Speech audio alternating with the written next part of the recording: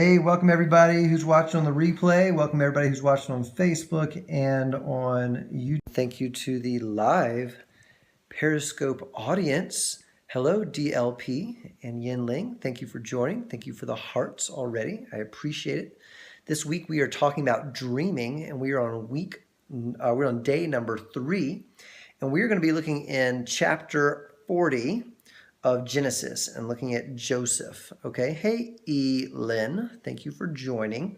Okay, so let's look at chapter 40. This is the chapter, it's all famous. I think Joseph's story, it's all famous. But this is a chapter where, this is the chapter where the cupbearer and the bread baker guy get thrown in prison, which God has set up Joseph, right? And he's in prison to meet them. They have dreams. The wine guy and the bread guy have dreams. And they wake up, and I like this. In verse 6, it says, when Joseph saw them the next morning, he noticed that they both looked upset. So isn't it interesting? You can have a dream, and the dream maybe can be so overwhelming or so big or so intimidating that it can actually make you feel upset. You're not just excited about it, right? Because I mean, it could be a little daunting. And it was scary for them, right? We know that. So anyway, they didn't know what it meant. And so they were upset. He said, why do you look so worried today? And they told him, we had dreams, but no one can tell us what they mean. And then Joseph says, interpreting dreams is God's business. So get this, you're going to be worried, you're going to be upset if you have a dream, but you're not sure what it means for you. And a lot of people are at that place in life. The dream might not be, clarified. Hey, Laura Lynn, the dream might not be clarified or solidified yet. You might not know exactly what it's going to look like when you get there, right? Right now, you're at the promise. You're going through the process. You're going to eventually get to the palace, right? But you don't know what the palace is going to look like. And that can be scary. It's not only scary sometimes to not know what the process is going to look like, how hard the process is going to be, or how you're going to get there. It can be a little scary to not know what the palace is like. Like, I don't know if I can handle it. I don't know what it's going to look like. I don't know what's going to happen to me, etc. Then Joseph says, and this is what we're going to focus on today, interpreting dreams is God's business. Here's the deal. Hey, welcome, PMOS. Perspective changes everything. So last night I was talking to somebody in my business on my team, and they were saying that somebody on their team, okay, who I helped them out with, was kind of upset. They've got a dream of building a big business and helping a lot of people, but they had an event recently, and the person on their team didn't have anybody show up to the event. Now, the person that I'm talking to, she had people show up to the event, but the person below her on her team did not have anybody show up. And she got really kind of, down about it, right? It was very frustrating. Hey, classic man, thanks for joining. Got really frustrated. And I said, hey, you know what? Let's time out. Perspective changes everything. It truly is. If you say one thing, it can change how you look at something completely. So I said to her, look, the ship is not sinking. It's just that she had nobody getting on that day or that night. The ship is not sinking. It's just nobody got on that night.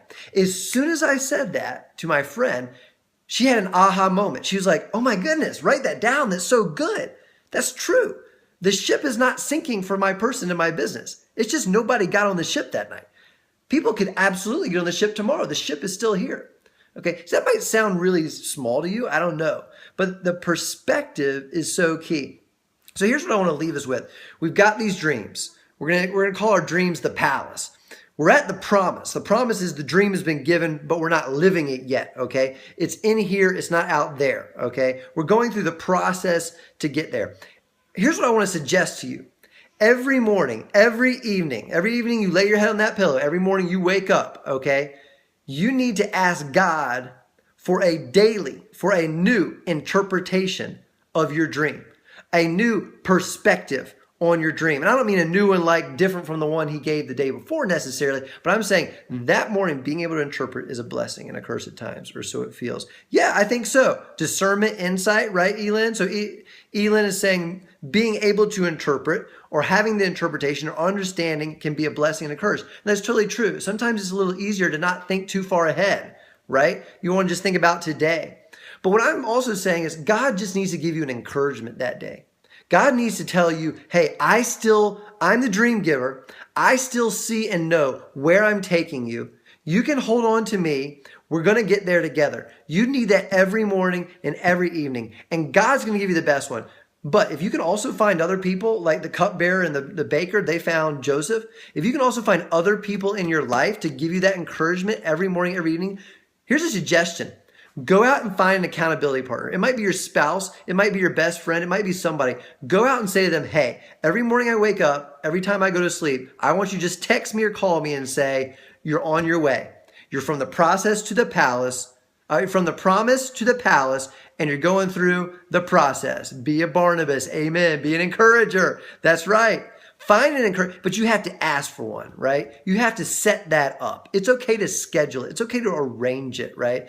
And that way you can keep going through the process. If you get that daily interpretation, that daily, hey, from Russia, that daily encouragement, right, to pursue your dream. That's what they needed. That's what we need. And that's all I got. Thanks so much, Lynn. Thank you so much. The person that mentioned Barnabas, encouragement. That's awesome. I'll see you tomorrow at 11 a.m. Eastern. Thank you, guys. Bye.